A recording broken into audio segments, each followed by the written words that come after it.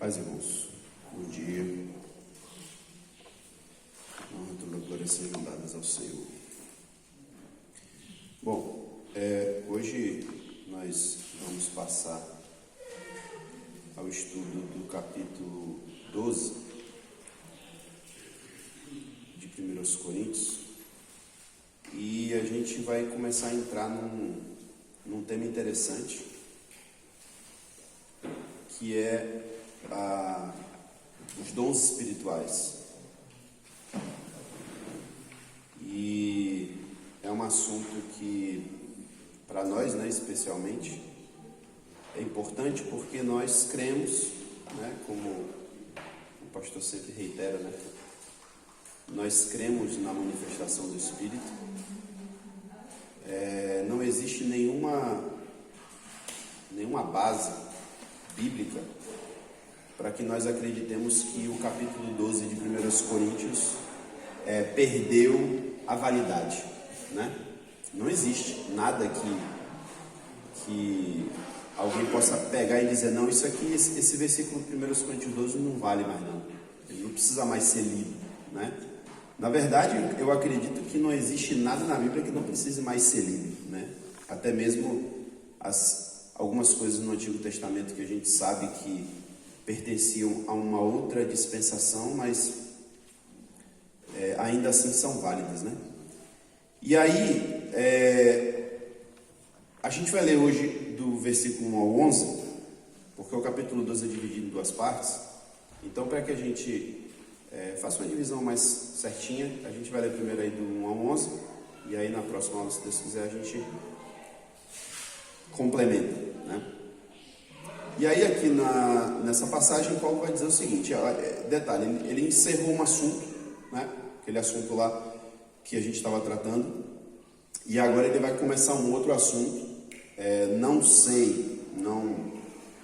A gente não sabe se Paulo está respondendo a algo, porque a gente já viu isso aqui, Eles tinham mandado uma carta, Paulo está respondendo algumas coisas. A gente não sabe se Paulo está respondendo alguma coisa ou se Paulo simplesmente está falando de algo que ele sabe que está acontecendo ali, que ele já tinha ouvido ou já tinha visto, enfim, e que ele precisava ensinar a igreja sobre isso, Então, Paulo diz o seguinte: irmãos, quanto às coisas espirituais, não quero que vocês sejam ignorantes. Vocês sabem que quando eram pagãos, de uma forma ou de outra, eram fortemente atraídos e levados para ídolos mudos. Por isso eu lhes afirmo que ninguém que fala pelo Espírito de Deus diz, Jesus seja amaldiçoado. E ninguém pode dizer, Jesus é Senhor, a não ser pelo Espírito Santo. Há diferentes tipos de dons, mas o Espírito é o mesmo. Há diferentes tipos de ministérios, mas o Senhor é o mesmo. Há diferentes formas de atuação, mas é o mesmo Deus quem efetua tudo em todos. A cada um, porém, é dada a manifestação do Espírito visando ao bem comum. Pelo Espírito, a um é dada a palavra de sabedoria, a outro, pelo mesmo Espírito, a palavra de conhecimento, a outro, fé, pelo mesmo Espírito, a outro, dons de cura, pelo único Espírito, a outro, pelo poder para operar milagres, a outro profecia, a outro discernimento de espíritos, a outro variedade de línguas e ainda a outro interpretação de línguas. Todas essas coisas, porém, são realizadas pelo mesmo e único Espírito e ele as distribui individualmente a cada um como quer. Amém?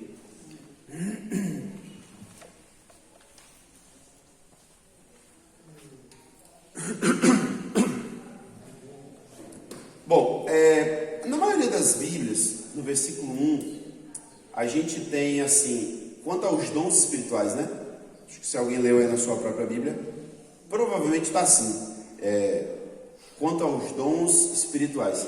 Mas é interessante que esse termo aqui que Paulo usa, ele não usa o termo dons. Lá no versículo 4 ele vai usar esse termo dom, Mas aqui, nesse versículo especificamente, ele não usa esse termo dom.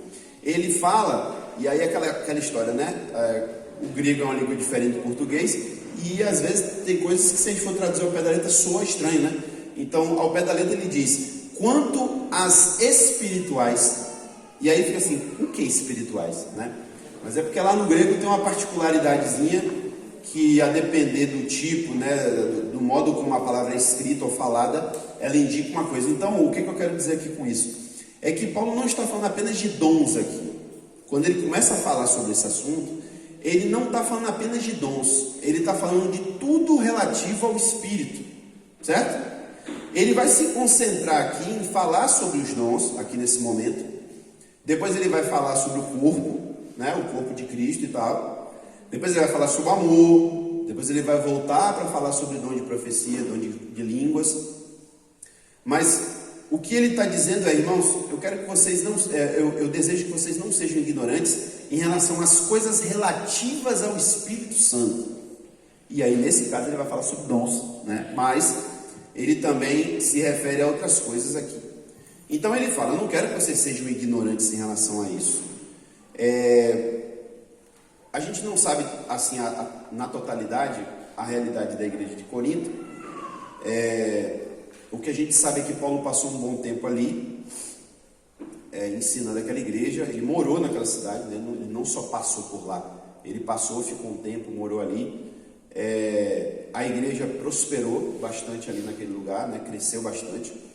Inclusive Deus, a prosperidade, eu digo espiritual, né? A prosperidade da pregação do evangelho foi tamanha que Deus garantiu a ele que ele ali não sofreria perseguição. Ele não ia ter os contratempos que ele teve em outros lugares, né? Pessoal, pode falar, fica à vontade, não se preocupe, porque eu vou garantir, né? Então a gente sabe que era uma igreja grande, era uma igreja que tinha judeus, gentios, tementes a Deus, tinha todo tipo de gente ali naquela igreja. E pelo que Paulo vai falar, não aqui, mas ele vai falar lá no capítulo 14, era uma igreja onde o Espírito Santo agia de forma livre, né? Os dons, era uma igreja cheia de dons espirituais, mas no meio disso tudo, a gente percebe que, e a gente não vai entender isso aqui agora, a gente só vai entender isso lá, né? Mas no meio disso tudo, existia também erros que precisavam ser corrigidos. As pessoas, os dons estavam ali disponíveis, o Espírito Santo tinha liberdade, mas as pessoas, por falta de conhecimento, e aí é esse ponto que eu quero chamar a atenção aqui, por falta de conhecimento, eles não estavam fazendo um bom uso dos dons. E aí, irmãos, é uma coisa que, assim, para mim, falar isso é meio que, como é que fala, é como se eu estivesse puxando a sardinha para o meu lado. Mas é muito interessante como Paulo, ele sempre fala sobre conhecimento. Paulo sempre fala sobre conhecimento.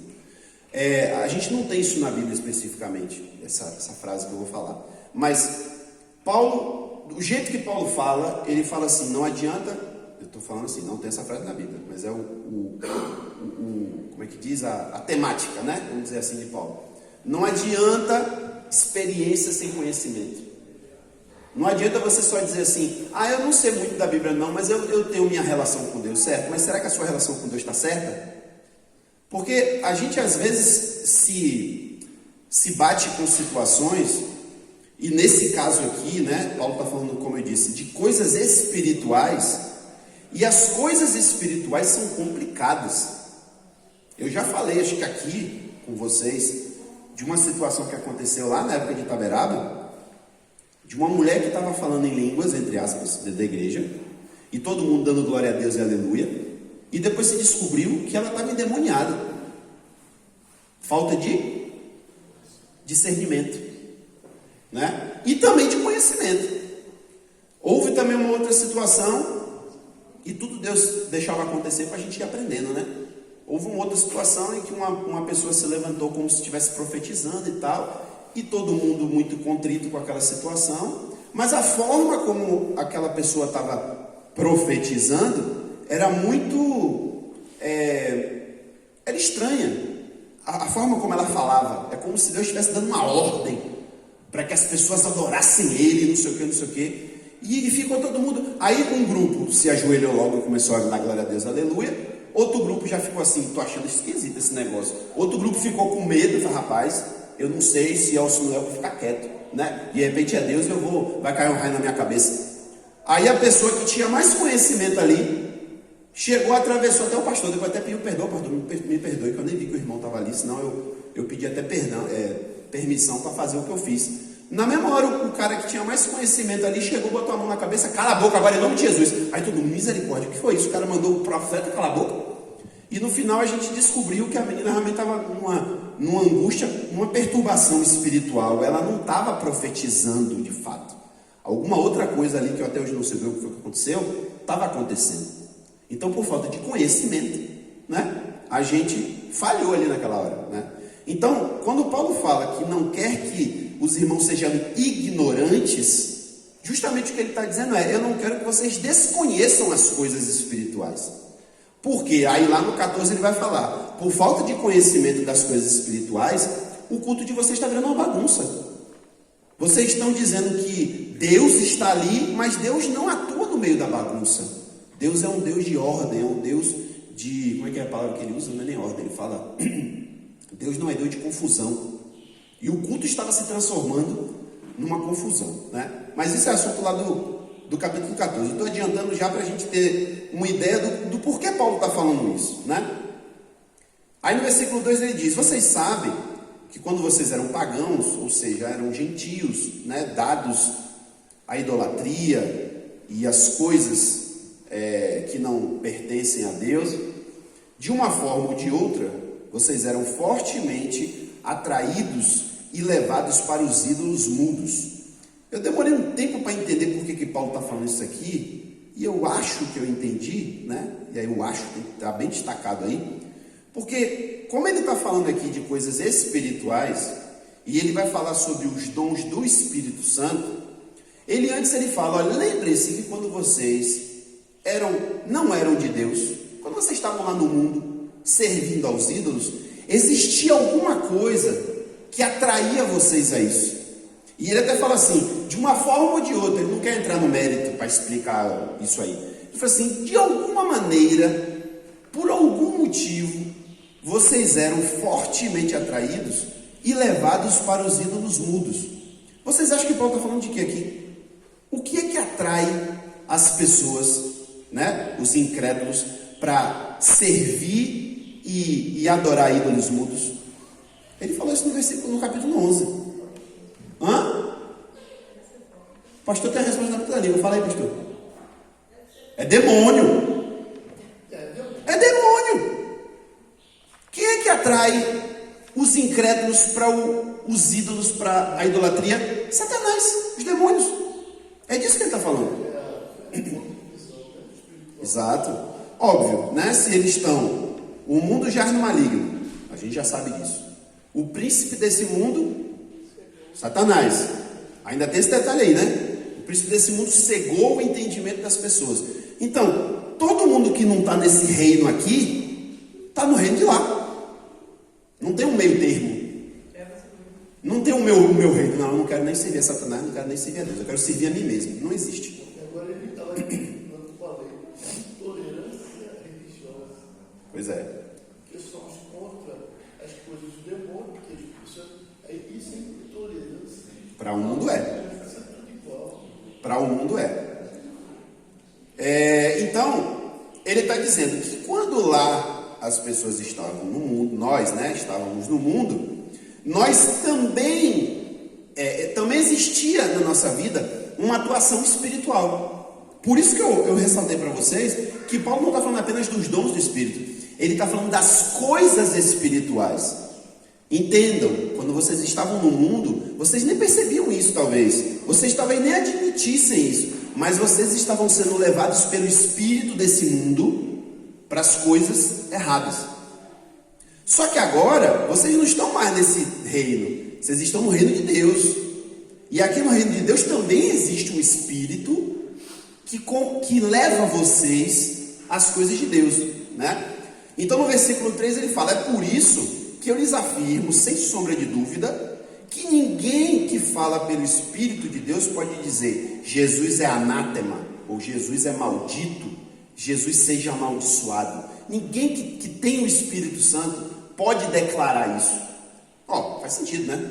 Acho que a gente não precisa nem estudar muito aqui para entender isso. É óbvio que se o Espírito Santo provém do próprio Jesus, né? Foi Jesus que mandou o Espírito. Em determinadas passagens, Paulo chega a chamar o Espírito Santo de Espírito de Cristo, né?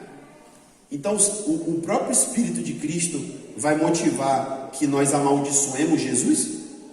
Não faz sentido. Parece que aqui tem um contexto específico que eu particularmente não teria como saber, mas existem alguns comentaristas bíblicos que dizem que existe sim uma confirmação histórica disso. Eu só não tenho confirmação deste aspecto específico que eu vou falar.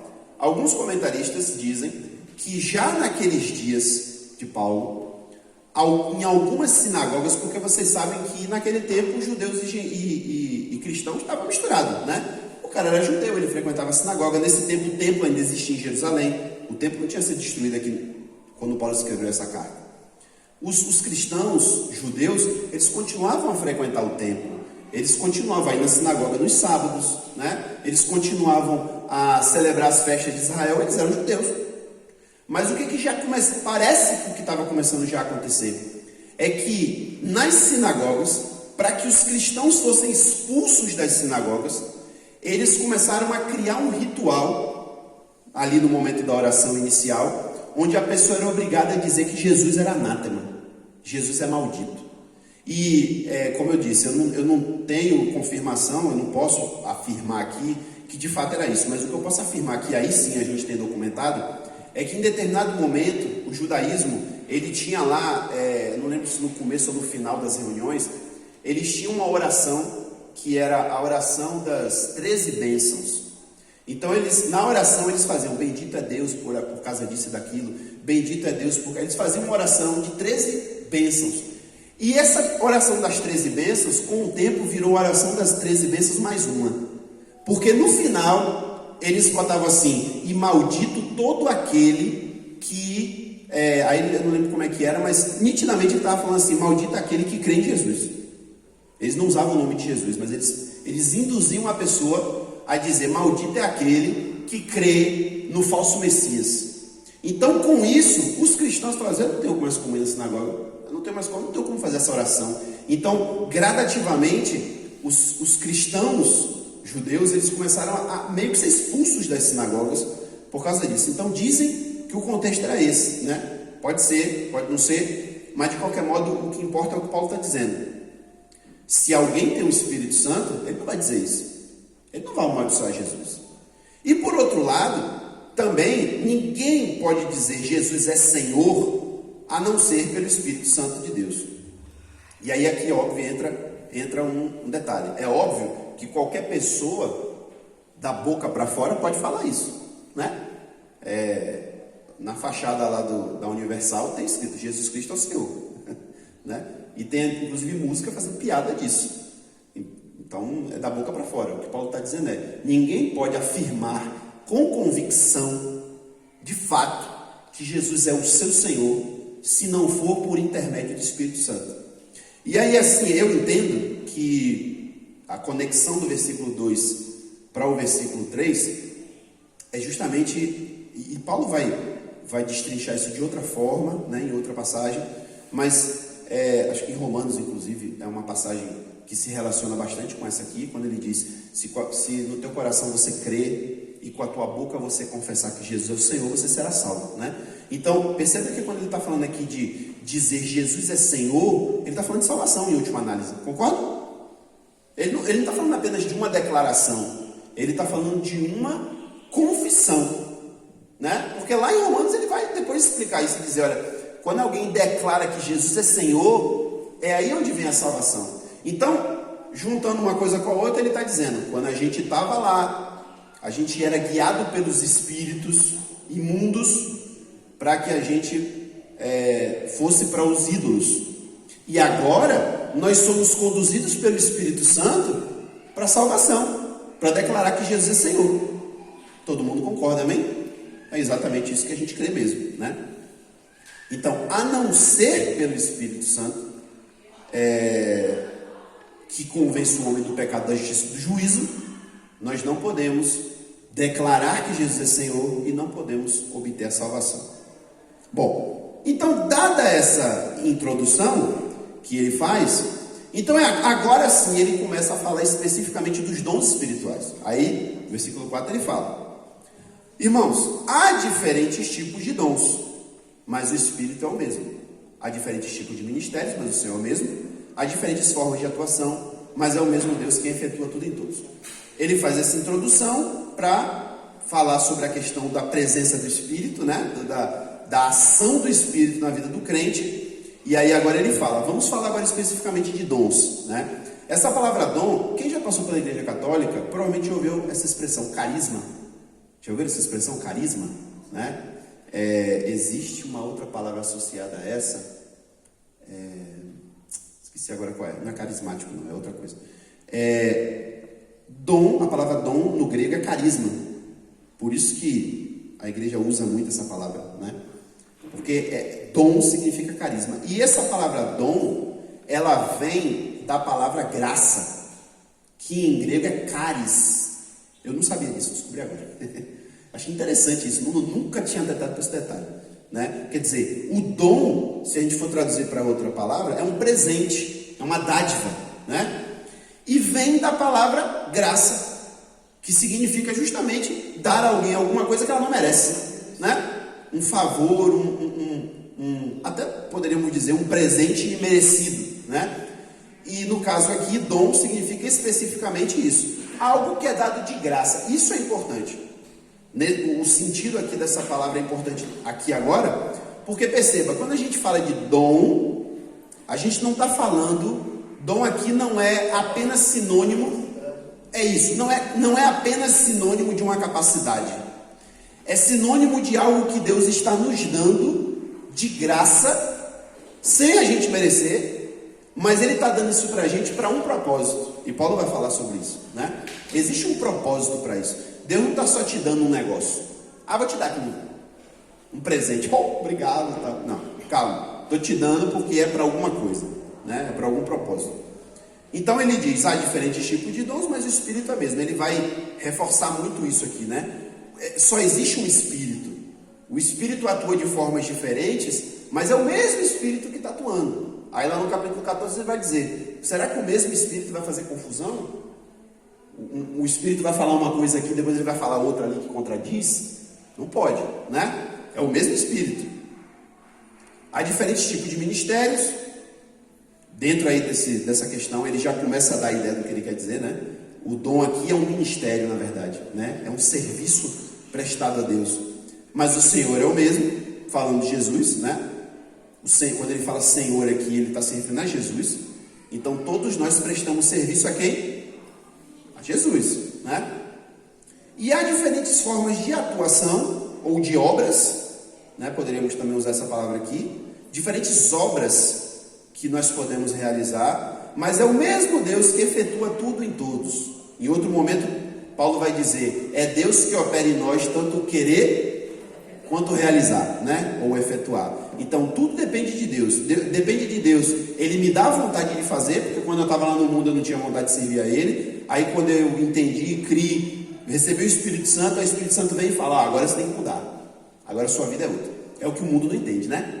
O mundo não entende isso aí. O mundo muitas vezes fala, o cara entrou na igreja e o pastor fez lavagem cerebral. Às vezes faz mesmo, né? Às vezes faz mesmo. Mas quando a mudança é genuína, não é lavagem cerebral, é lavagem espiritual, né? É o Espírito Santo que da noite para o dia, o cara vive uma vida, tinha um gosto, tinha um prazer, quando o cara se converte no outro dia, nem ele sabe explicar, mas ele não quer mais aquilo não faz mais sentido para ele, as coisas que davam prazer, às vezes ele até ainda fica preso em alguma coisa que ele precisa se libertar, mas ele não tem mais prazer naquilo, né? Isso é um aspecto que eu acho muito interessante, e embora talvez as próprias pessoas não gostem de contar esse tipo de testemunho, mas eu acho muito importante ouvir testemunhos de pessoas que se converteram de verdade e que ainda estão passando por um processo de libertação. Sabe por quê? Porque a gente percebe a mudança na mentalidade da pessoa.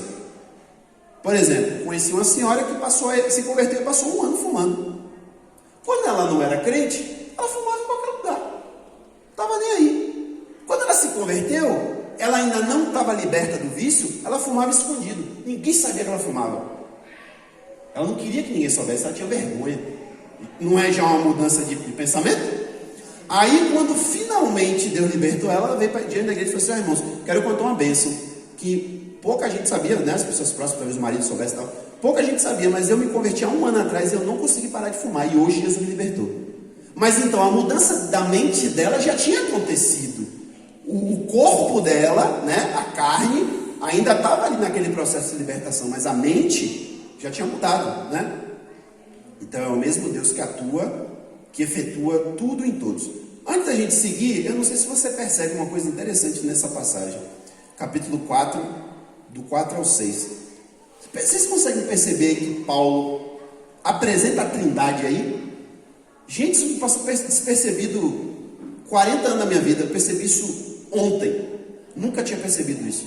Paulo fala sobre o Espírito, Paulo fala sobre o Senhor, que é Jesus, e Paulo fala sobre Deus.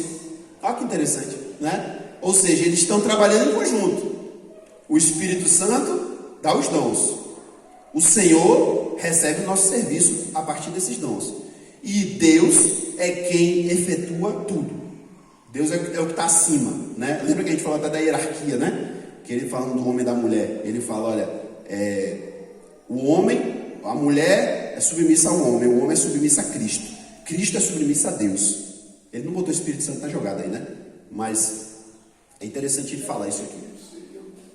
Obrigado, Deus. Está fazendo o que eles queriam.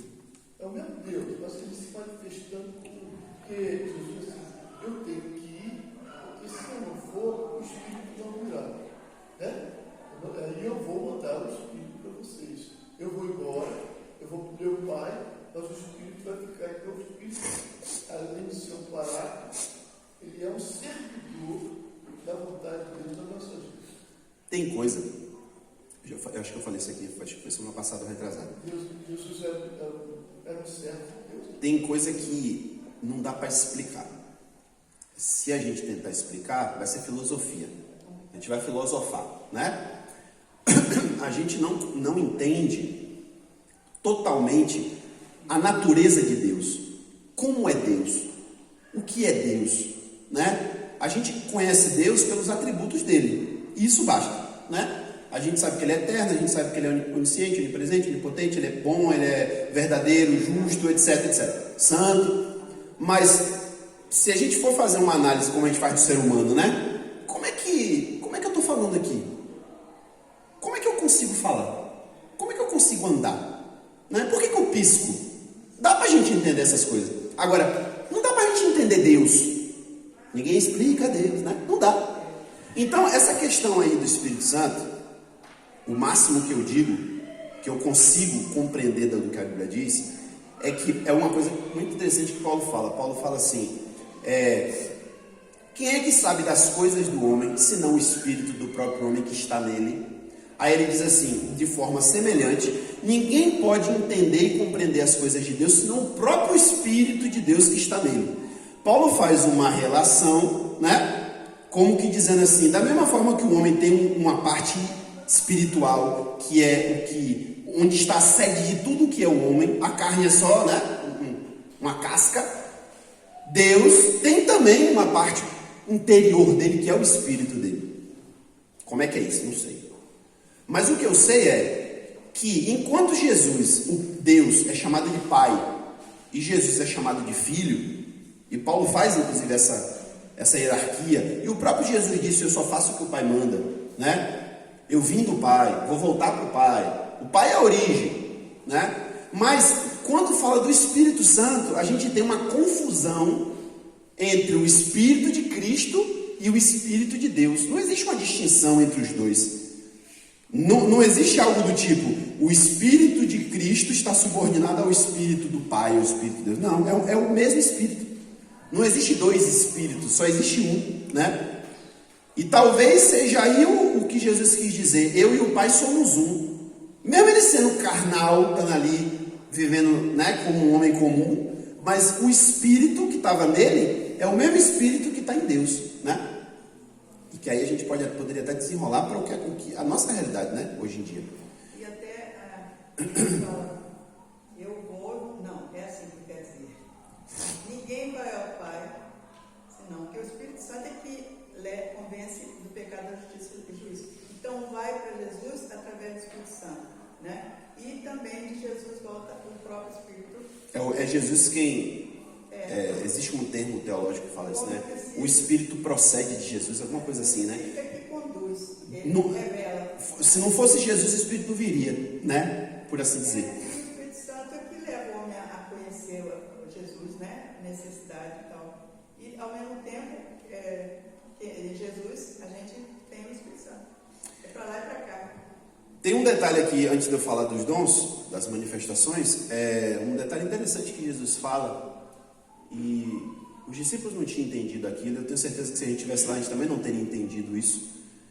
Jesus o tempo todo dizendo, olha, eu vou embora, né, mas não vou deixar vocês órfãos, mas eu tenho que ir e tal. E os discípulos se entristecem, né, com a questão de Jesus estar dizendo que ia embora. Eles eram meio tapadinhos, né? Os discípulos eram meio tapados assim, que Jesus já tinha falado várias vezes da morte e tal, mas eles não, aquilo não caiu, a ficha não caiu para eles. Mas parece que eles também não tinham nem cérebro, né? Porque Jesus já tinha dito várias vezes assim, olha, eu vou morrer, o Filho do Homem vai ser entregue e tal. Tanto é que em determinado momento Pedro chama Jesus num canto e diz, Jesus, vem cá rapidinho, vem cá. Para de falar que tu vai morrer, cara. Não fala mais isso não, isso é negativo. Não fala isso não. Tu é o Messias, não sei o quê. E Jesus diz o quê? Satanás, vai para trás de mim. Porque você não cogita das coisas de Deus, não, você cogita das coisas do homem. Diz que ele estava sendo usado por Satanás. O cara que há 5 minutos antes tinha dito, não, o Senhor é o Messias, o Filho de Deus. Ó, o Espírito Santo que te revelou isso, né? O mesmo cara que 5 minutos antes disse isso, no outro minuto estava sendo usado por Satanás. Para poder tirar a coragem de Jesus, né? De se entregar ao que ele sabia que ele tinha que fazer. Eu entendo que os 12 eram os judeus tementes, né, que estavam esperando o Messias. Jesus chamou, mas eles não eram convertidos ainda. Não eram. Eles só receberam. Tanto é que não tinha o Espírito Santo, né? Eles só receberam o Espírito Santo que é bem. Mas assim, eu falo brincando assim que eles eram tapados e tudo, mas eu tenho para mim, a minha convicção pessoal, que Deus estava fechando os olhos deles, porque Jesus falava as coisas e eles não entendiam. O próprio Pedro fala isso, fala assim, Jesus, para de dizer que tu vai morrer, que coisa feia, não faça isso e tal. Mas mesmo assim, eles continuaram sem entender. Quando Jesus está dizendo ali que vai partir e tal, e ainda Jesus, porque ele vai falar do Espírito Santo depois, mas no começo ele fala, olha, eu vou embora, vocês não vão ficar sozinhos, não se preocupe não, eu não vou deixar vocês órfãos. Mas mesmo assim eles se entristecem.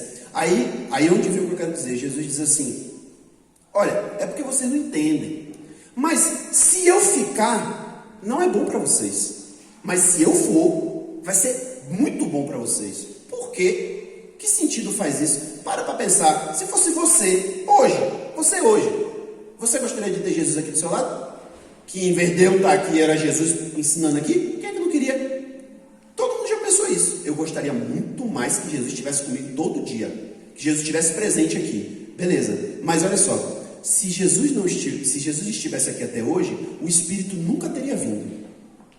Aí para que eu quero o Espírito Santo? É aí onde entra a ignorância. Porque enquanto Jesus está aqui, ótimo, eu estou com ele, bonito, maravilhoso, estou andando, ele está ensinando, tal. Mas ele, Jesus, homem, e olha que eu entendo que eu vou falar, para depois não dizer que eu estou falando, pregando heresia aí, viu? Jesus, homem, enquanto estava na terra, ele não tinha poder, nem autoridade de converter ninguém. Jesus nunca converteu ninguém. Os próprios apóstolos não foram convertidos por Jesus. Jesus, quando depois que tinha já ressuscitado, andando com Pedro na praia, o que ele diz a Pedro? Pedro, vou te pedir uma coisa, você faz? Faço. Quando você se converter, olha o que ele diz a Pedro, quando você se converter, você apacenta as minhas ovelhas?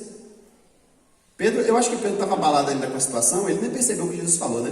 Como assim me converter, né? Eles não tinham ainda se convertido, porque quem faz a conversão é o Espírito Santo. Por que o Espírito Santo? Porque o Espírito Santo tem capacidade de entrar dentro de você. Jesus, homem, não tinha, né? É por isso que ele diz, Se eu for, para vocês é vantagem. Porque o meu espírito, que me representa, não representa só o Pai, me representa também. Eu, Jesus, vai estar dentro de vocês. E quando ele estiver dentro de vocês, ele vai promover uma mudança que eu, homem, não posso fazer. E foi o que Jesus fez. Ou melhor, foi o que o Espírito Santo fez, né?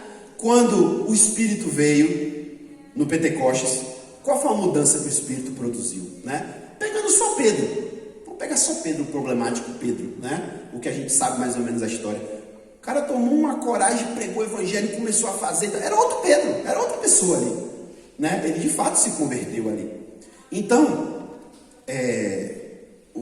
a gente não tem como explicar tudo, né? Sobre o Espírito, sobre Deus, etc. Mas uma coisa tá bem clara. A presença do Espírito Santo, ela produz em nós um monte de coisas, né? Ela, como a gente falou antes, é Deus que opera em nós o querer efetuar. É o Espírito Santo que faz isso, é o Espírito de Deus que faz isso. O Espírito Santo entra dentro de mim e da noite para o dia ele muda a minha mente e eu falo, eu tenho que mudar. Agora eu tenho que, como Paulo fala, né? Eu tenho que cumprir os mandamentos de Deus. Eu nem sempre consigo, porque eu encontro uma resistência da minha carne. Mas no meu espírito, eu quero servir a Deus, eu quero cumprir os mandamentos de Deus. O desejo está lá dentro de mim. Se você não sente isso, ora urgente hoje para Deus. Mas aquele que é realmente convertido não é aquele que deixa de pecar. Entendem isso? Não é aquele que se torna uma pessoa perfeitinha da noite para o dia.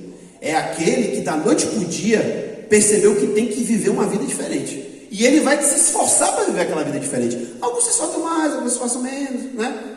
Sabe que tem essa questão. Mas a sua mente tem que mudar. Se você continua a ter os mesmos desejos, se você dá valor às mesmas coisas que você dava antes, é melhor você fazer uma oração séria aí e pedir a Deus para mudar isso na sua mente, porque tem que mudar, né?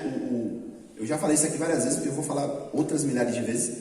Um pregador, acho que é Paul Washer, não tenho certeza se foi ele deu um exemplo fantástico sobre essa questão. Ele fala assim, não adianta eu chegar aqui atrasado para o evento, 3 horas de atraso.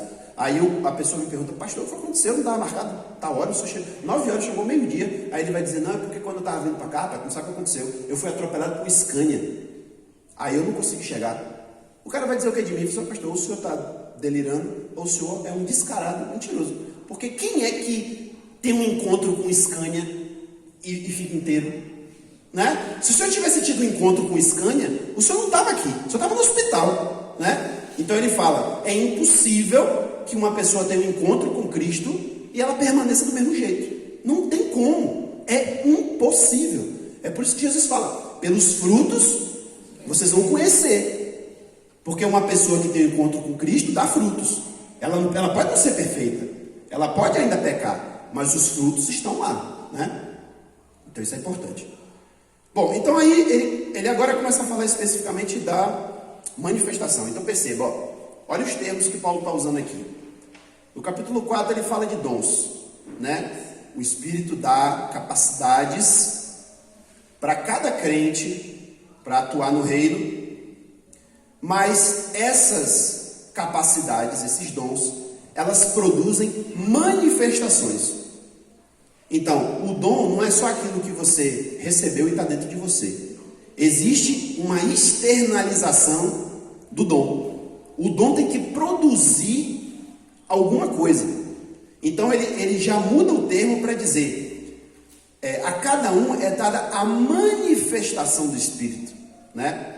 E essa questão da manifestação do Espírito é onde entra aí aquela nossa questão da nossa linha doutrinária, né? Nós acreditamos que a manifestação do Espírito ainda existe. Porque o Espírito não deixou de existir. Não é não? Existe alguma passagem que diz que Deus parou de dar dom? Não. Então, consequentemente, ainda a manifestação dos dons tem que existir. Não tem sentido se ela não existir, né? Não, na escola dominical tinha as revistinhas, então eu vi claramente um pastor batista muito conhecido e dizia, os dons se restringiram ao primeiro século. Era essa a linha, né? E ainda existe essa linha doutrinária de considerar que os dons espirituais ficaram no passado, né? Da mesma forma, que no final das contas é tudo a mesma coisa, de dizer, não, Deus não faz mais os milagres que ele fazia no passado, né? Aí tem toda uma explicação teológica, né? Não, porque a dispensação do não sei o que lá, porque Deus precisou fazer isso, hoje em dia não precisa mais. Eu já penso diferente. Eu penso que hoje, especificamente hoje, 2022, a gente precisa da manifestação do Espírito Santo muito mais do que antes. A gente precisa dos milagres de Deus muito mais do que antes. Porque hoje o mundo está cansado de ouvir a gente falar. O mundo está precisando ver. Porque, falação está demais, né? Essa semana eu até estava discutindo isso com algumas pessoas. Falando sobre esse pessoal desigrejado mesmo, né? Os desigrejados e tal. Por que o pessoal é desigrejado? E aí, quando a gente analisa assim que, não sei, talvez há 20 anos atrás, 30 anos atrás, se muito, os evangélicos eram 10% da população. Talvez nem chegasse a isso. Hoje em dia já se fala em 30%. Mudou o quê? Eu não vi mudança. Você pode querer até fazer um paralelo aí com política, com outras coisas. Eu não vejo. Não vejo mudança. Porque para mim, o que eu vejo é que aumentou o número, inchou a massa, mas resultado mesmo não tem. A qualidade caiu. Ou pelo menos ficou do mesmo jeito que era antes. Se não caiu, ficou a mesma qualidade. E aí isso dá uma visão terrível da coisa, né? Porque dá uma visão assim, se daqueles 10% de 30 anos atrás, 7 era de fato convertido, que a gente sabe que sempre vai ter um joio no meio do trigo, 7 era convertido, hoje a gente tem 30% de crente e continua a ser 7% de convertido. Não mudou, eu não vejo mudança. Então, a manifestação do Espírito, ela é necessária. E Paulo ainda já diz aqui, para que essa manifestação do Espírito? Por que existia uma manifestação do Espírito? Visando o bem comum.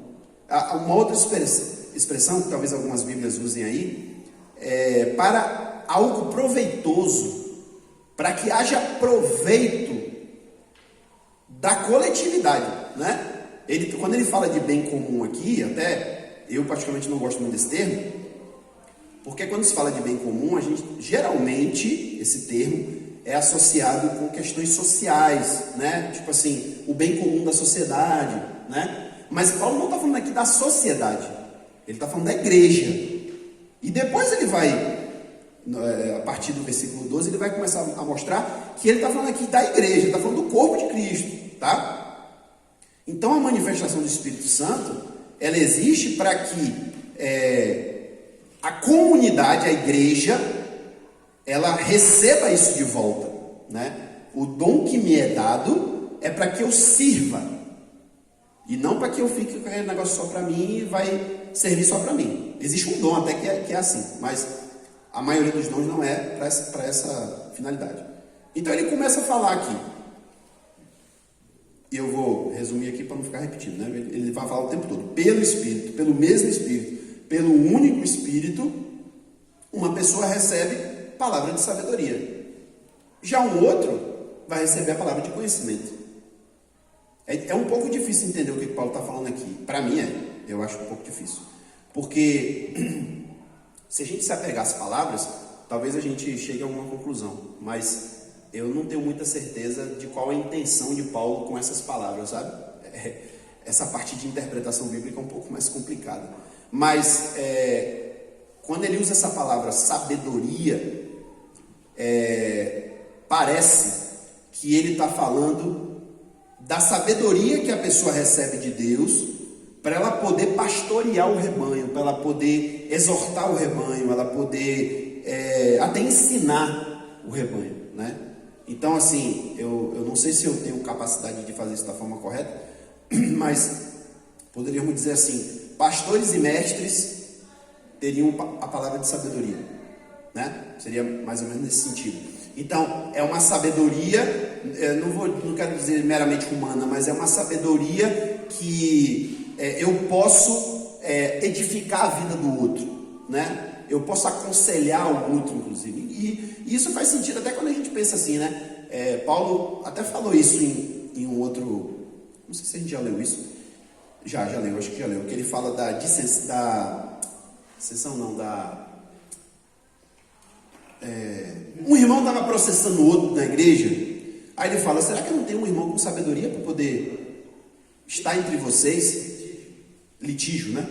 Para poder resolver essa questão, para você não ter que levar isso lá para o mundo, né? Para os mundanos. Então é interessante essa questão que ele fala da sabedoria. Uma pessoa que tem a sabedoria, e não apenas uma sabedoria humana, uma sabedoria de Deus, né? E aí é óbvio que a gente existe diferença aqui, porque existe a sabedoria humana, mas Paulo em muitos momentos ele vai também falar assim, olha, a sabedoria humana para Deus não significa nada, não adianta nada, ajuda, mas não adianta nada eu querer chegar aqui e dar uma aula de psicologia para vocês, para poder provar que vocês precisam mudar, né? Ó, irmãos, porque a psicologia diz isso e aquilo, não sei o quê, por isso que vocês têm que mudar o pensamento de vocês. Não, para a gente isso não funciona. Para a gente, essa sabedoria tem que ser usada na palavra, no conhecimento da verdade, e dizer, é por isso que vocês precisam mudar, é por causa disso aqui, ó. Eu lembro, eu falava para a tua mãe ontem, que a vida de Saul, né, ele foi chamado por Deus, e Samuel ungiu ele, e assim, quando você chegar ali, o Espírito de Deus vai tomar você. E assim foi, ele começou a profetizar. Ele se escondeu quando Samuel chamou, ele estava escondido no meio das bagagens, porque ele estava incapacitado para servir. Após isso, quando o Espírito Santo dele, a primeira coisa que ele fez foi acabar de dizimar os filhos de Deus. Ele não tinha essa capacidade. Essa sabedoria ele era medroso. Deus deu a ele para ser rei. Para ser rei. Não era só coroa, não era só estar à frente do. Ele não tinha isso. Assim como também Davi. É um bom parênteses até para ser dito. Eu não ia nem comentar isso, mas é interessante que tudo que Paulo vai falar aqui, ele está falando agora no ambiente do reino de Deus, né? De pessoas que têm o Espírito Santo e tal. Mas o Espírito Santo, ele já agia no Antigo Testamento, né? Agia pontualmente, mas agia. Pois? Diga. Seja bem-vinda, Carminha. É um prazer ter você aqui.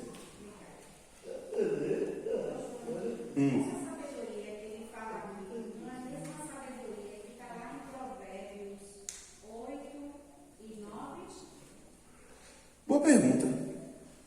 Melhor resposta seria, não sei. Mas o que a gente vê lá dessa sabedoria de Provérbios, né, é que não é... Porque assim, existem acho que dois aspectos aí. A gente percebe que em Provérbios, o Salomão, né, a gente crê que é Salomão, ele meio que está dizendo assim, olha, meu pai me ensinou que eu devo buscar sabedoria, né? Mas quando a gente... Então parece que é apenas uma sabedoria humana, né? Eu preciso ser sábio, eu preciso ter sabedoria. Só que quando a gente vai lendo os provérbios, a gente percebe que ele não está falando de uma sabedoria humana, ele está falando de uma sabedoria mais profunda, né? Tanto é que ele vai dizer, o princípio da sabedoria é o temor do Senhor. Aí a gente pensa assim, se ele estivesse falando só de conhecimento humano, eu conheço um monte de ateu que é sábio. Vamos pegar os filósofos, né? Platão, Sóstenes, não sei quem. Esse povo não era crente, não. Esse povo cria nos deuses pagãos, mas eram extremamente sábios, mas eram sábios da sabedoria humana, né? Então, eu acho sim que pode ser feito um paralelo disso aí. E Paulo, inclusive, vai dizer, Paulo não, é Tiago, na verdade, que vai dizer algo que conecta com isso aí, que ele fala, vocês não têm sabedoria? Peça a Deus. Ele dá a sabedoria. E ele dá sabedoria por meio de quê? Do Espírito Santo. Então, acho que sim. Acho que podemos fazer uma conexão. Dos sábios, Mas o que eu ia dizer é o seguinte, que o Espírito Santo já agia no Antigo Testamento e todas as manifestações, né? Existem muitas manifestações de poder e de coisas sobrenaturais que aconteceram no Antigo Testamento. Então, se a gente pegar, por exemplo, começando pelos profetas, né? A maioria dos profetas, ele era só, entre aspas, só profeta. Mas ele fazia o quê? Ele falava o que Deus mandava. Deus dava mensagens muitas vezes de confronto mesmo, de dizer, olha, vocês estão errados, vai tudo morrer e tal. Ou então ele vinha mesmo com uma coisa do futuro, né? De dizer, olha, vai surgir. Isaías, velho, eu fico curioso. Quando eu chegar no céu, eu quero conversar com Isaías. Quero mesmo, é um dos caras que está na minha lista. Porque eu queria assim, Isaías, eu queria que você me explicasse o que você viu. Porque eu acho que Isaías especificamente, e outros profetas, né? Ezequiel, não foi só um negócio assim do tipo que Deus fez um download na cabeça dele da informação. Ele deve ter visto alguma coisa, como Ezequiel. Ezequiel de fato viu. Ele estava lá no templo e viu a glória de Deus com os olhos, ele viu mesmo ali. Ele viu Deus sentado no trono, né? No caso de Daniel, ele não viu nada, ouviu pouca coisa, porque geralmente ele sonhava e o anjo, eu vou explicar seu sonho, né? Ele sonhava. No caso de Isaías, ele não sabe, ele só fala, olha, vai surgir um rebento de Jessé, não sei o quê. Mas será que isso foi só uma coisa que Deus botou? Ó, diz aí, vai surgir um rebento. Não, eu acho que ele viu alguma coisa. E eu tenho curiosidade, porque o cara que mais viu Jesus foi Isaías. O cara que mais viu o Messias e descreveu a vida do Messias foi Isaías. Eu fico curioso para saber. Tu viu Jesus, velho? Tu que já sabe quem é Jesus aí, já tá andando com ele no céu. Foi esse cara que tu viu? Eu tenho essa curiosidade, né? Mas a profecia é isso. Agora, quando a gente pega, por exemplo, Sansão, que era, por sinal, um bananão, né? Um abestalhadão. Era o Espírito Santo. Era o cabelo. Se for o cabelo, as mulheres estavam tudo aí, arrancando porta de madeira ali, né? Ou os metaleiros, né? Os metaleiros também e tal. Não era o cabelo, era o Espírito Santo que atuava nele. E aí a gente até viaja assim. Eu que tenho uma mente muito fértil, eu fico viajando assim. Será que hoje ainda Deus não pode pontualmente, né, diante de necessidades, dar o mesmo dom para alguém que deu a sanção? Existem restrições para Deus?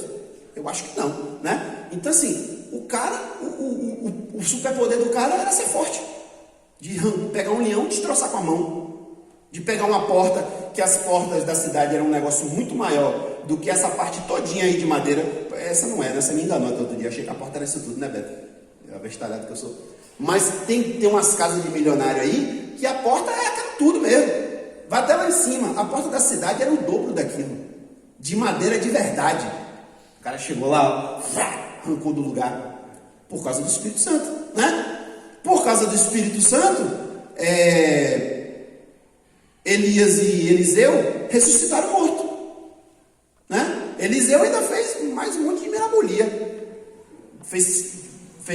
chamou. Pois é, Eliseu morto ainda fez, né? Eliseu chegou, o machado flutua aí, flutuou. Era Eliseu, era a palavra positiva. Não, era o Espírito Santo, né? Então ele já agia lá no passado também. Claro, tem que ser, né? Até uma bestada que nem de Sansão, né? Mas era o modo de agir de Deus, né? A gente tem que levar isso em consideração. Deus agia de modo diferente do que ele age hoje. Então, assim, eu, na minha opinião, eu acho que dificilmente um Sansão dos tempos modernos receberia o Espírito Santo. Ele teria que se converter primeiro, sabe? Porque Sansão não era convertido, sinceramente não era.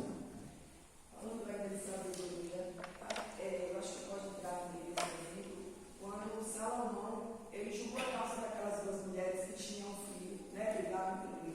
Que é a mesma sabedoria, né? É ele que está falando da sabedoria, né? E de fato, uma sabedoria divina, né? E assim, não vamos entrar nesse mérito, mas se você parar para pensar, na natureza, a sabedoria humana e a divina, elas são diferentes. Mas na prática, elas são a mesma coisa. Por quê? De repente pode ter um filósofo. O cara não crê no que ele quer, não tem nada com Deus, mas ele é filósofo, ele estudou, ele tem aquela bagagem de conhecimento e de sabedoria, né? E de repente tem aqui um cara que é humilde, não estudou nem nada, e pelo Espírito Santo de Deus, o cara vai e fala um negócio para aquele cara que aquele cara nunca pensou, e desarma o cara todinho, né? Eu já vi acontecer isso, de gente que você não dá um conto, tu não dá um centavo pela pessoa, e chega lá, quando a pessoa abre a boca, rapaz, Se isso aí não for Espírito de Deus, nada mais é. Tem uma entrevista de um rapaz com o Jô Soares. O Jô Soares era muita gente falava várias vezes. E aí ele começa a falar de Deus, porque ele era convertido e tal. Aí, no final das contas, ele fala alguma coisa com o Jô Soares. E o Jô Soares fala assim: é porque eu não lembro exatamente. A mente buga, né? Exato. Bugou a mente de Jô Soares. E aí, o Jô Soares teve que dar abraço pra você. Ele falou assim: nesse caso. Aí ele fez um nesse caso, assim. Isso é a sabedoria, né? Então, palavra de sabedoria. Aí ele fala também sobre palavra de conhecimento. E normalmente se considera que o que está sendo dito aqui, porque sabedoria e conhecimento às vezes pode ser usada como sinônimo, essa é a dificuldade, né? Às vezes pode ser tratado como a mesma coisa, mas a distinção que Paulo quer dizer existe a palavra sábia, que é dada com sabedoria, para exortar, para ensinar, para, enfim, qualquer outra coisa. Mas existe uma palavra de conhecimento, e aí é interessante que a palavrinha que surge aqui é gnose. Lembra dessa palavra? Lembra dos gnósticos? Né? A filosofia gnóstica acredita que existe um negócio chamado gnose, que é o conhecimento. Só que na mente deles é um conhecimento oculto. É um conhecimento que não está disponível para todo mundo. Pronto. Quer entender gnosticismo? Pense em maçonaria. Existe uma verdade que só se você entrar na maçonaria, se você galgar os degraus da maçonaria e chegar lá no topo, porque quem está, acho que são 32 degraus, né? 33, né? Quem está no 32 não descobriu ainda, jovem. Quem está no 31 ainda não sabe o que é. Só descobre quando chega no grau 33. Então, o gnosticismo era essa a ideia, né? Você tem que vir para o nosso grupo, você tem que participar dos nossos rituais, você tem que ser iniciado no nosso grupo, e aqui dentro é que você vai receber o conhecimento oculto de Jesus. Porque Jesus ensinou umas coisas lá que todo mundo ouviu, mas ele ensinou umas coisas aqui que só quem sabe é a galera aqui. Então, se você não vier para cá, você não vai saber. Aqui Paulo usa essa palavra com um sentido semelhante. Ele está falando, é uma palavra de um conhecimento oculto.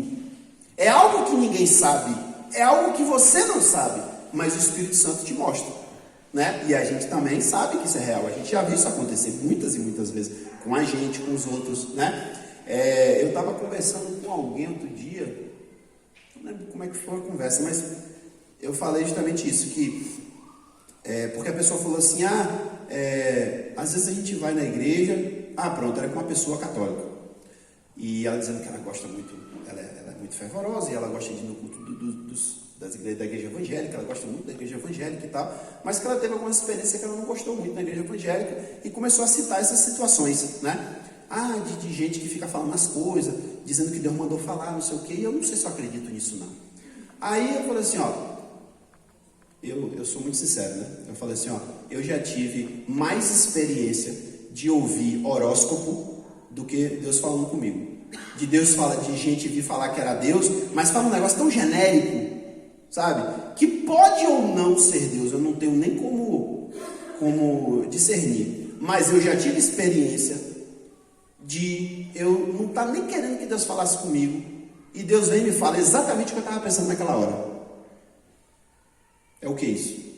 Isso aí deve ser a física quântica, não sei o quê. Não, meu irmão, é espiritual mesmo, é o Espírito Santo que revelou para a pessoa, né? Então, isso aqui poderíamos dizer que é o que a gente chama hoje popularmente de o dom de revelação, né? É revelar algo que não se sabe. E quando chega lá no capítulo 14, Paulo vai falar sobre esse dom novamente. Capítulo 14, o capítulo mesmo, porque lá no capítulo ele vai falar sobre profecia e sobre dom de línguas, e ele associa a profecia a esse dom, de dizer, olha, se chegar uma pessoa no meio de vocês que não crê, e através da profecia, os segredos do coração dela forem revelados, ela não vai ter como negar que Deus está no meio de vocês. Interessante isso, né? Eu queria ler dois textos de Oséias, capítulo 4 e capítulo 6. Capítulo 4 diz assim: o meu povo está sendo destruído porque lhe falta o conhecimento. Aí depois vem o capítulo 6, versículo 20, diz o Senhor,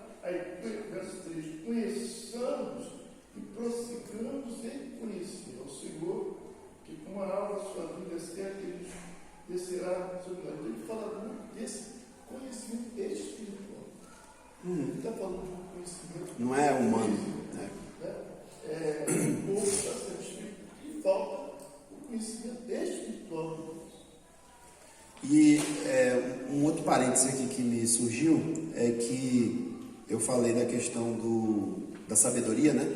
Que a sabedoria de Deus e a do homem, ela é diferente. Na prática, ela acaba tendo o mesmo efeito, né? Ou seja, a sabedoria de Deus, ela também atua na mente, ela atua, né, da pessoa ser impactada com aquilo e tal. A mesma coisa é o conhecimento. Quando a gente fala de conhecimento, e Paulo especificamente fala sobre o conhecimento de Deus, etc., eu entendo que ele está falando daquilo que está sendo ensinado. Porque, irmão, pega aí o Novo Testamento e toma cuidado de ver, toda vez que tem um imperativo aí no Novo Testamento, é um mandamento, né? É para fazer. Todo mundo entende o que é imperativo, né? O verbo imperativo, faça, vá, né? Então, isso é mandamento. Se você for contar isso, você vai descobrir que tem mandamento pra caramba no Novo Testamento, né? E muita doutrina, muito ensino do que deve ser feito, do que é certo, do que é errado, etc. Aí a questão é, se uma pessoa que não tem o Espírito Santo, ela lê a Bíblia, é um perigo. Porque ela vai entender aquilo humanamente.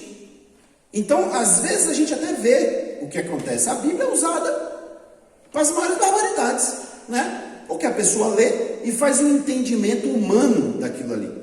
E aí a gente percebe assim, que na prática, o entendimento, o conhecimento que tem na Bíblia, é um conhecimento que não é que o seu espírito que vai entender. A sua mente vai entender. Mas a sua mente só vai entender de verdade se o Espírito Santo te der a capacidade de entender. É quase como se fosse uma mensagem criptografada, né? A pessoa lê ali, acha que entende. Não, eu acho que entendi e tal. Quando vem o Espírito Santo na jogada, você desvenda. Opa, é muito mais do que eu pensei, né? Então, é interessante isso.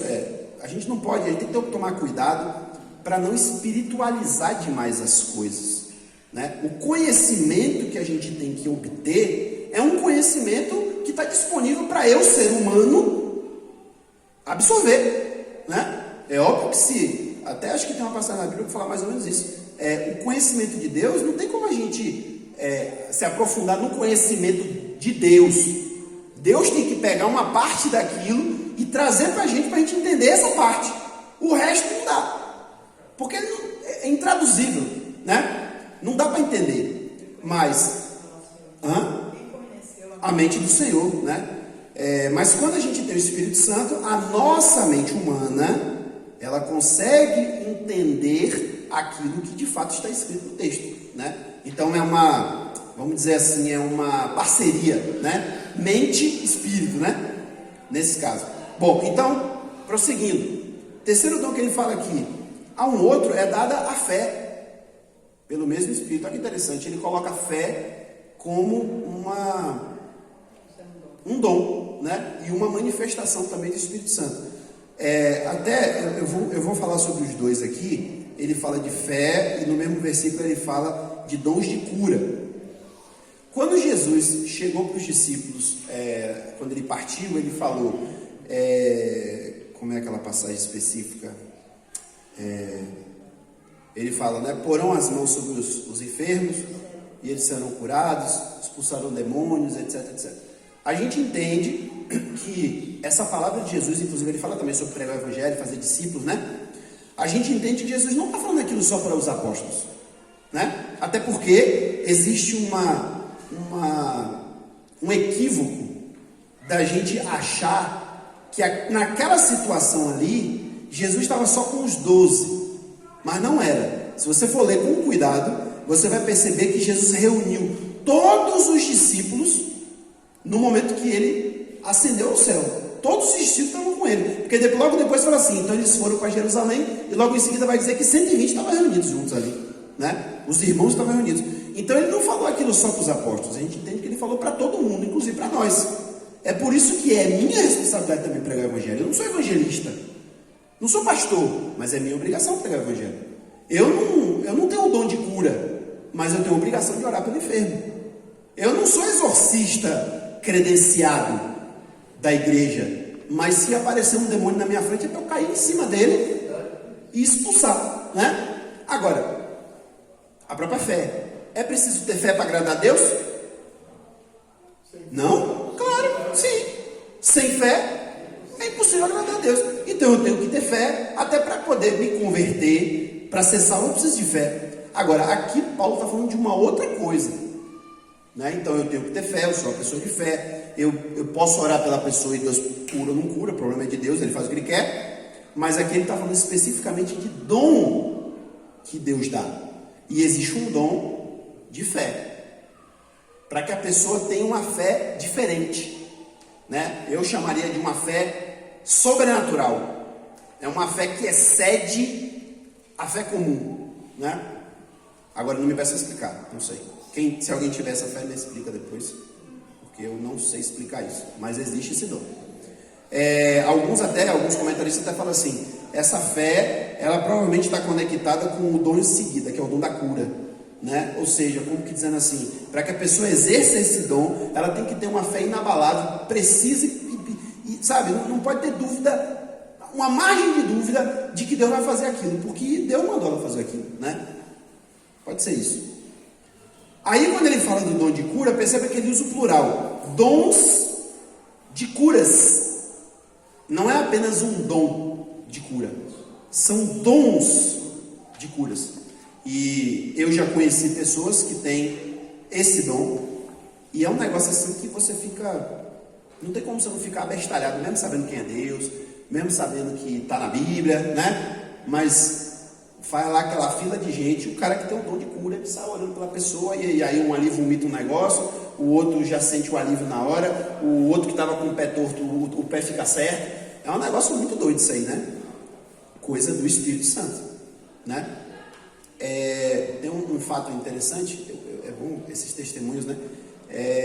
De um pastor que foi em Itaberaba uma vez lá, e duas coisas aconteceram no mesmo dia. Eu não sei se houve outras, mas eu me lembro que teve essas duas situações. Ele chamou para frente as pessoas que precisavam de libertação, de cura e tal. E aí, dois amigos nossos, da galera mesmo, assim, jovem, né? Ele tinha se desviado e tinha ido para o mundão, se meteu com droga, virou prostituto.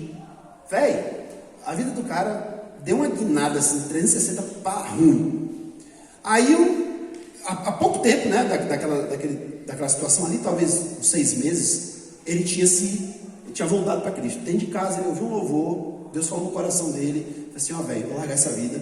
Aí ele abandonou tudo, Deus, de forma assim muito milagrosa, fez com que ele se afastasse das drogas, de forma assim muito rápida.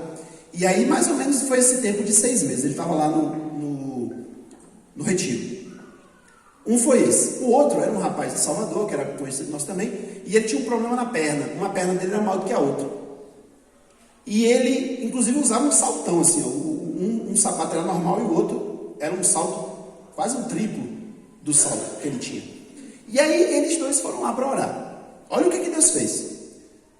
O pastor orou. Aí esse rapaz que tinha problema com droga começou a passar mal. E aí, a gente tudo ignorante, né? A gente não tinha experiência com essas coisas. Todo mundo ignorante. Eita, meu Deus do céu, fulano de tal tá passando mal. Leva pro... Eita, como é que vai levar para Itaberaba uma hora dessa? A gente estava numa fazenda, né? Aí ficou aquela agonia, aquele desespero. Aí, deixa ele aí para ver o que acontece. Começou a vomitar. Você vai morrer, velho. Meu Deus do céu, o cara vai morrer. Vomitou. Aí, nessa do desespero, o pregador viu e falou assim, deixa ele aí, rapaz. Não mexa nele não. Deus está libertando ele. Deus está limpando o corpo dele. Ninguém sabia de nada, só ele e a família. Deus está limpando o corpo dele, deixa ele aí. É Deus. Beleza, aí o povo já ficou mais relaxado. O outro lá que o pastor orou, glória a Deus, não sentiu nada, foi dormir. Beleza, vou terminar a história do rapaz ali. No outro dia ele veio contar o testemunho. Falei assim, irmãos, aí contou a história, né? Você já sabe que eu estava com esse problema e tal, me libertei. Tem 6 meses, graças a Deus que eu estou livre das drogas. Nunca mais eu cheirava cocaína, não sei o que. Nunca mais me envolvi com droga. Mas a droga permanece no sistema da gente. E há pouco tempo ele tinha ido fazer um exame. E quando ele fez o exame detectou cocaína na urina dele. Aí o que aconteceu? O médico chegou para a mãe dele e falou assim, a senhora sabe que seu filho é usuário de droga? Aí a mãe falou, ele era, mas já tem 6 meses, tá? Aí o médico botou em dúvida. Assim, ó, é bom a senhora ficar de olho, porque realmente pode ser que a urina ainda esteja, né? A cocaína ainda esteja na urina dele. Mas é bom a senhora ficar de olho. E ele disse que isso magoou muito ele ficou muito triste por causa disso. E ele estava orando, falou assim: Senhor, tira esse negócio de dentro de mim. Eu já estou liberto, eu não uso mais. Tira esse. A oração dele num dia era essa. E aí o pastor falou assim: pois é, por isso que você está vomitando. Você vomitou a cocaína todinha ali. Deus tirou do seu sistema, não tem mais. Pode fazer o exame, que você vai ver que não tem mais cocaína no seu sistema. Esse foi um. O outro acordou de manhã, depois do dia lá da oração, foi tomar café, botou o sapato. No que botou o sapato, que loucura é essa? O pé do cara cresceu. O pé do cara, gente, cresceu. E eu não vi o pé crescendo. Eu não vi o pé crescendo. Mas eu sabia como era. E eu vi no outro dia o pé do cara certinho. Dons de cura, né? Talvez eu não tenha capacidade de fazer isso. Talvez eu vá lá orar e eu não faça. Mas quando Deus dá o dom para a pessoa, aí talvez quem tem também o dom de cura, me fala aí, porque eu não sei como é que funciona. Mas eu tenho para mim que Deus dá aquela certeza. Vá lá agora que eu vou curar ele para fazer tal coisa. Ele vai lá, ora e cura.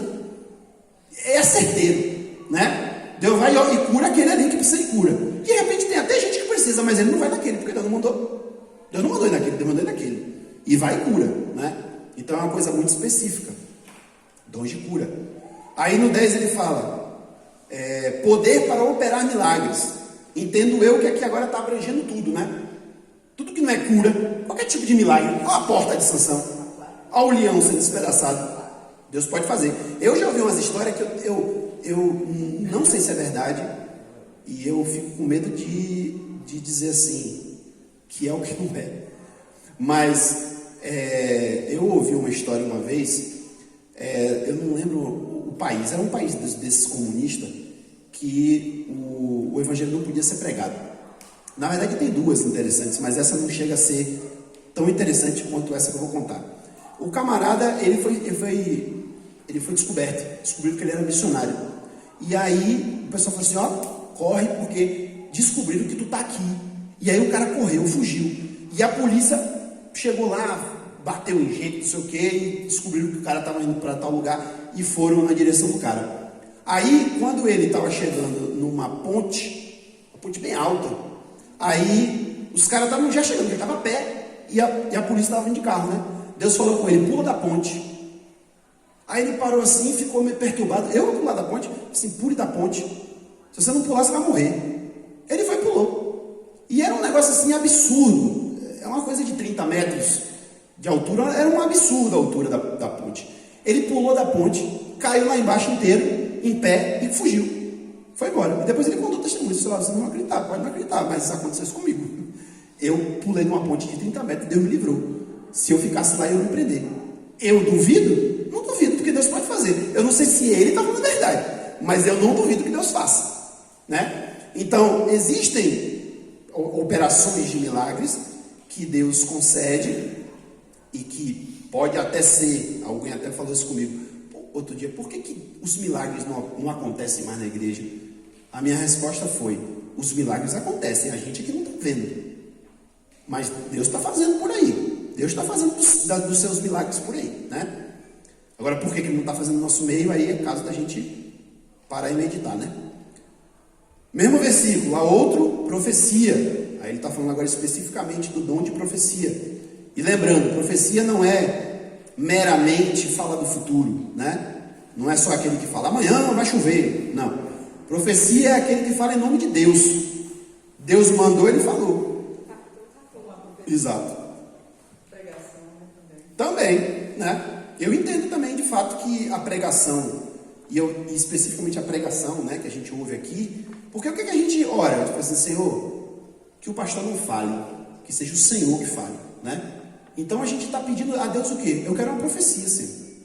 Eu não quero a sabedoria do cara, né? Eu quero que o Senhor fale com ele e ele fale com a gente. Era o caso de Moisés lá, né? Ó, Moisés, eu vou falar com você e você fala com o povo. Por isso que era profeta, né? A outro, discernimento de espíritos. É o que faltou naquela história lá da menina, né? Discernir se é um espírito mundano ou se é um espírito se é realmente o Espírito Santo, né? A irmã Neuza não admite, mas ela tem um dom de discernimento espiritual. Ela fica meio com medo de falar as coisas assim, mas ela tem. A menina, aí eu falei, isso aí só se pegar o diabo, fica zombando, pegar pela mão mesmo. No outro dia a menina manifestou, quando aconteceu lá na frente, aí quando eu falei, então, eu falei, ela falou, deixa eu falar com o meu povo. Meu Deus, não pede autorização. Aí, Você estava lá do lado dela, né? No dia, né? Naquela situação você estava do lado dela, né? ela foi andando. Ah, sim, é na igreja, é verdade. Então é isso, né? Eu ia falar isso, mas fiquei calado. Diga. Mas aí depois desse exemplo que você deu de uma Neuza, eu acho assim que os milagres continuam acontecendo. Sim. Acredito sim. Só que, por exemplo, eu fiz testemunho de uma irmã, que ela estava casada, sei lá, 20 anos, e ela sempre quis fazer um cuscuz, aprender a fazer um cuscuz para o marido, do jeito que o marido gostava, nunca conseguia. E um dia ela clamou, chorou, dizendo que queria fazer esse cuscuz para poder acabar. E a partir daquele dia, Deus permitiu isso a ela. Gente, isso não é milagre. É sobrenatural. Se a gente não enxerga os pequenos milagres na nossa vida, como é que a gente vai conseguir enxergar um grande milagre que aconteceu não só na minha vida, mas na vida do próximo? Se a gente não está atento a isso e a gente não dá valor a esses pequenos milagres, todos os dias a gente acorda. Todos os dias Deus permite que a gente respire, que a gente tenha mais um dia de oportunidade, que a gente tenha mais um dia para poder agradecer a Deus por estar ali, nos mínimos detalhes, e perguntar a Deus o que o Senhor tem para mim hoje. Então, se a gente não dá atenção a isso, como é que a gente vai observar os milagres que Deus tem feito dentro da igreja? Eu não consigo entender um crente genuíno que não acredita em milagre. Porque a vida dele é um milagre. A vida da gente é um milagre. Ontem nós vivemos um milagre. De repente o carro veio, era para bater assim, era uma coisa médica, sabe? Que parou assim, se faltou arrebentar no carro dele. Milagre é toda a atuação de Deus que perverte as leis da física, da lógica, da biologia. Eu já contei aqui da história do meu acidente do carro, né?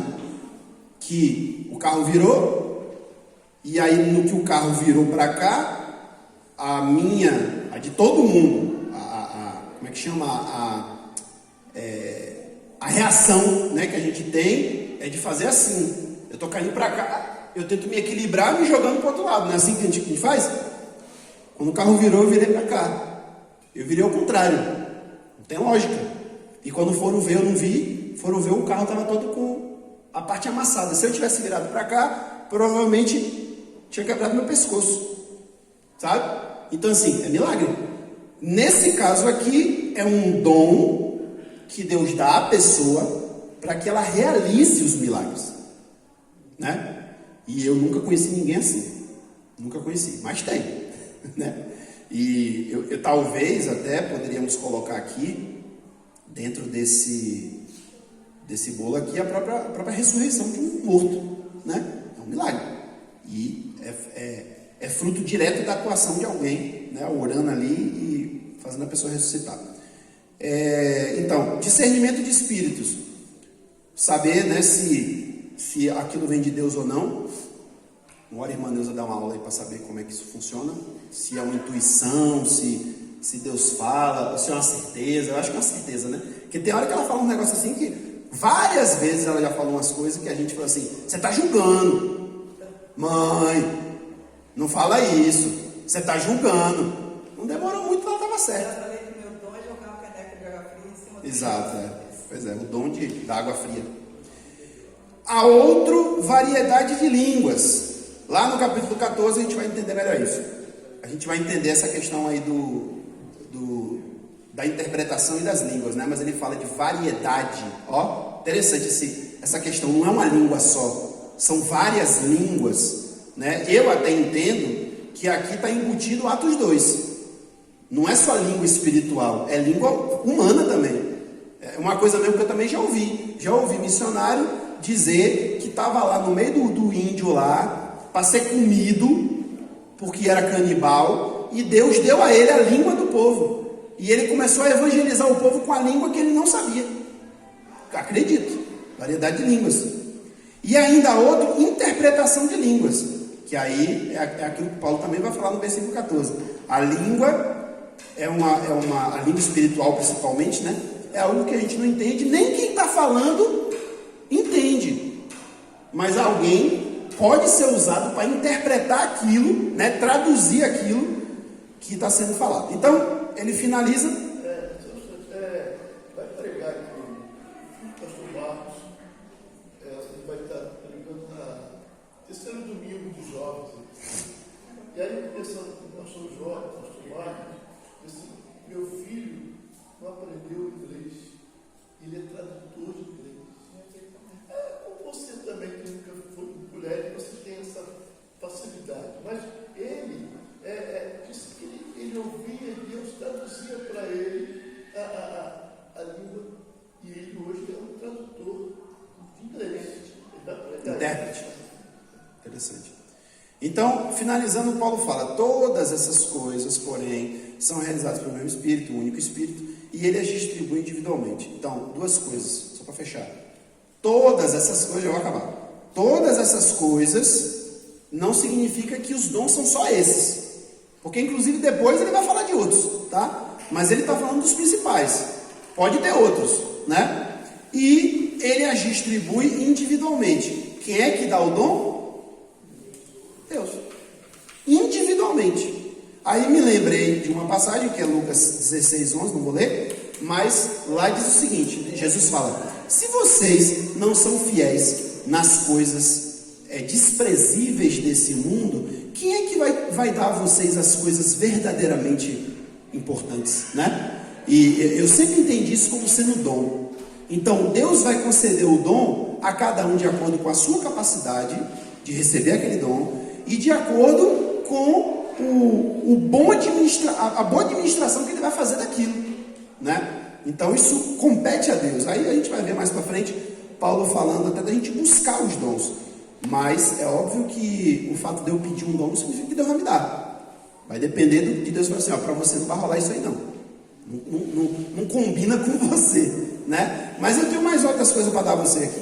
Então, amém.